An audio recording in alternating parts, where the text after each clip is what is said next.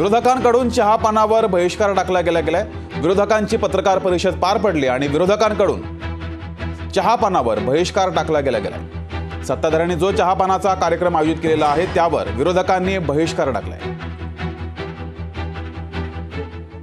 राज्यापुढील प्रश्न इतके मोठे असताना चहापानला जाणं उचित नाही, म्हणून आम्ही चहापानाला बरोबर बहिष्कार टाकण्याचा निर्णय महाविकास आघाडीने घेतला आहे आणि त्यामुळे आज आम्ही तिकडे जाणार नाही।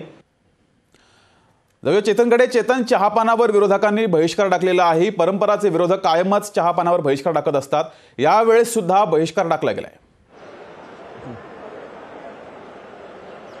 निश्चितच यावेळीही बहिष्कार टाकलेला आहे, कारण राज्यामध्ये आजही ज्या ठिकाणी नागपूरमध्ये अधिवेशन होतंय त्या ठिकाणीही अवकाळी पाऊस सकाळपासून सुरू आहे। कालपासून पावसाची रिपरिप या ठिकाणी सुरू आहे आणि म्हणूनच कुठेतरी वेगवेगळी जी पिकं आहेत, म्हणजे नाशिकपासून जर द्राक्षाचा उल्लेख केला मगाशी, याशिवाय नागपूरमधील संत्रा असेल किंवा सोयाबीन सारख्या किंवा कापसासारख्या पिकांचाही नुकसान झालेलं आहे आणि अशा वेळी चहापानाचा कार्यक्रम टाळण्याचा सल्ला आहे तो विरोधी पक्षांनी दिलेला होता आणि याऐवजी कुठेतरी एक भरीव मदत आहे ती करण्याची गरज होती असाही टोला लगावलेला होता आणि म्हणूनच कुठेतरी विरोधी पक्षाने परंपरेप्रमाणे सरकारच्या या चहापानाच्या कार्यक्रमावर बहिष्कार टाकलेला आहे।